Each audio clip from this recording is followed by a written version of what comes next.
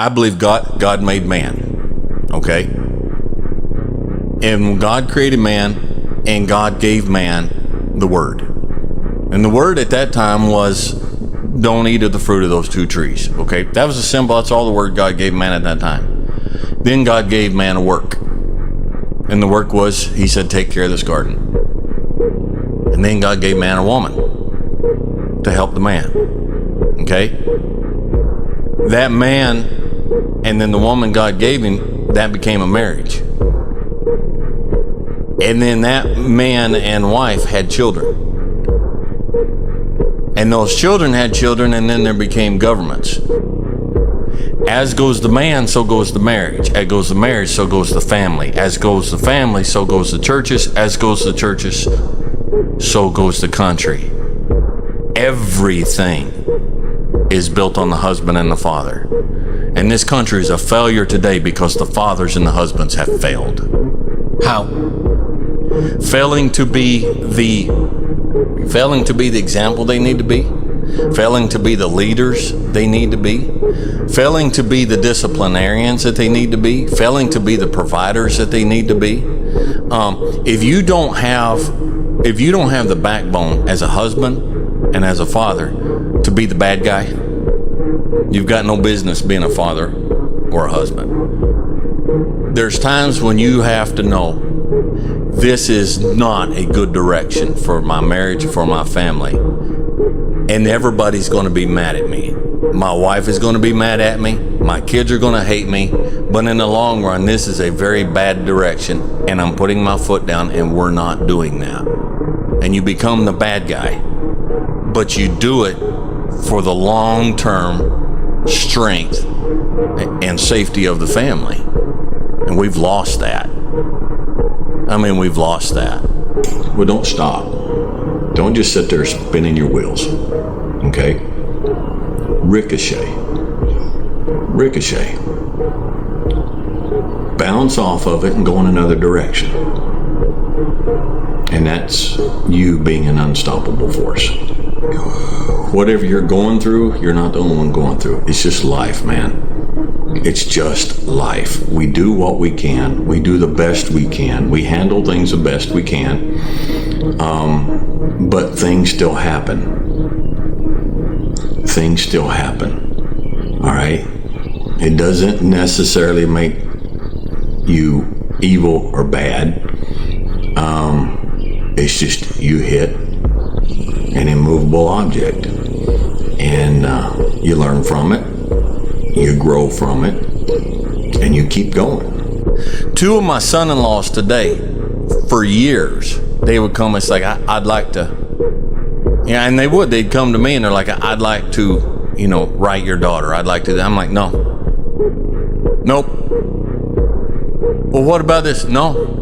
Why not? It's like, look, you're a good kid, but my problem with you is you're a kid. All right, grow up. And two of my son-in-laws, there were literally years they kept coming back, and I'm like, no, let me see what kind of man you're going to become. Okay, my daughter's not marrying a boy, and a lot of boys, they grow up to not be good men, so why let her get into an emotional attachment with a boy who will never grow up? And why am I not protecting her from that heartache in the future? And both of them now are married to my daughters. But there came a point years later, I'm like, okay, I've watched you. All right, you grew up. You can contact my daughter now. I brought a man in my office one time, and I had a desk along the wall. We sat down in front of the desk. He was sitting in front of me. I pulled out the middle drawer of my desk, pulled out a Bowie knife about that long, slammed it on the desk between us. I said, do you have any questions? He said, no, sir. No, sir, I don't have any questions. I said, all right then. Put it back in the drawer, closed it, and we got up and left. They never had any questions. My daughters are married. All my daughters that are married to good men. Good men. And I've told every one of them at the wedding. I've pulled every one of them at the wedding aside. I said, if you ever hurt her, they will never find your body. I think there's a lot of women out there would just say, man, I wish I'd had somebody in my life that had that kind of commitment to my safety and to my future. don't, your word is your bond. Don't lie. Now, I would go to jail for this today, but my kids are grown and gone. We had a deal in the house, and it's like, and I spanked my children. Okay, there it is. There's a set penalty for breaking this rule. If you break the rule, you're going to get that penalty. If you lie about it. So it's like my boys, it's like, you don't hit girls. You don't hit girls. All right. And so, if they haul off and smack, their sister comes in, he hit me. She's crying, there's a red mark on the side of her face. Call him in. It's like, did you hit her? Now, if it's proven that he did hit her, there's going to be like 15 licks. I mean, the penalty was severe. You don't hit women, all right? If he said, no, I didn't hit her. Oh, son, don't do that. No, I didn't hit her. And then 2 of the other siblings come in and say, he did, we saw it. Well, he got the 15 licks for hitting his sister, but he got 30 licks for lying about it. So he got 45 licks total. So don't lie. Don't lie. A man's most valuable, most important resource is his good name. If a man ain't got a good name, he ain't got nothing. So don't lie. Be respectful. Be respectful to others. Be respectful to your elders. Even if they're not respectable, they still been through life enough. Their position earns them what their behavior wants. Some of you have hit a wall in life, and it might be a relationship. It might be something that you've tried years and you can't fix it. Life can come down squarely in the middle of Dwayne like this, and Deanna, then I'm not a freak, and I'm not worthless if it comes down on me the same way. Okay? We're humans, and we have weaknesses, and we have ignorance, and then there are things that even the strong and the wise hit that they can't fix and they can't get through.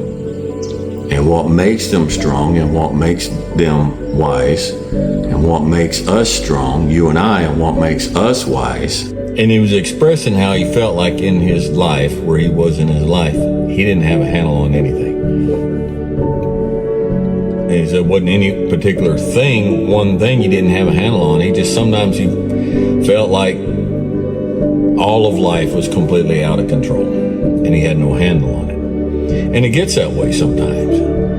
And think of it like a pasture with a bunch of horses in it. You've got maybe your marriage, you've got your kids, you've got your job, you've got your health, maybe your church, friends, family, and nothing is really, everything feels out of control. You don't have a handle on anything. And it gets overwhelming. You're trying to catch the herd. It's like I said, sometimes it's like a herd of horses. We would go, we kept the horses up on top. We still have several up there. But this summer, and at one point, we had, 12 or 13 head of horses up there. And they were in roughly a 2,000 acre pasture. Of course, no halters, no nothing. They're just out there. It's like, we need the horses. And we go up there to the pasture, and the horses, it's just today, it's just not the day. They're like, nah, not today. And so if you focus on it, you're like, we've got to catch the horse herd. I cannot catch the horse herd. It gets overwhelming, and you will not catch the horse herd. But the horse herd is made up of individual horses. And so what we would do is we'd pick a horse. And usually when he was out here, it was Boone. Boone was the easiest horse to catch. Even when he was feeling a little bit frisky, he was the easiest horse to catch. Sometimes it's Jubilee. That's Mama's little pet mare. But you don't focus on the horse herd. Forget the horse herd. Okay? You stop thinking, I have to catch the horse herd. And you say, I need to catch a horse. Catching a horse is much more manageable than catching a horse herd. And so you pick the easiest horse to catch. And a lot of times mom would have like a little bag of treats, and Boone and Jubilee, whoever, they loved the treats. And so she'd go out easy, and they would come in, and let's say Boone, and she would catch Boone. And so she would start giving him treats, and brushing him and whatnot. And then another one of the couple of horses say, hey, Boone's getting treats. And he's just standing there quietly. So then they would come easing in. And then we would ease up with a halter, and we'd catch one. And we'd ease up and we'd catch another. And then over time, we caught the horse herd.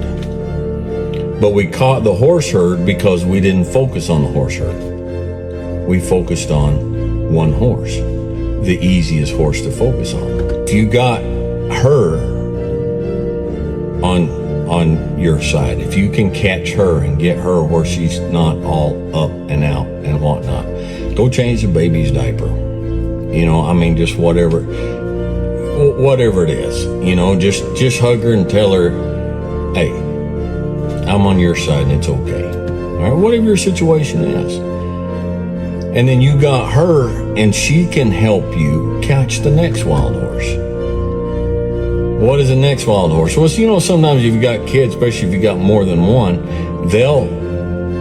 we let things just kind of gin up, and they'll get out of control. And then if you get your wife caught up by the heart, and you guys go in on a united front, and you say, all right, kids, that's enough. All right, we're not acting like that no more. Turn the TV off, pick up the toys, and together, then you get the kids settled back down. And then from there, you gather back in over time. You gather in these wild horses, but individually that make up this wild herd that is your life. That's running out in a 2,000 acre pasture, and you don't see any way you can get all this under control. Well, if you're focusing on the herd instead of focusing on a horse, if you're focusing on life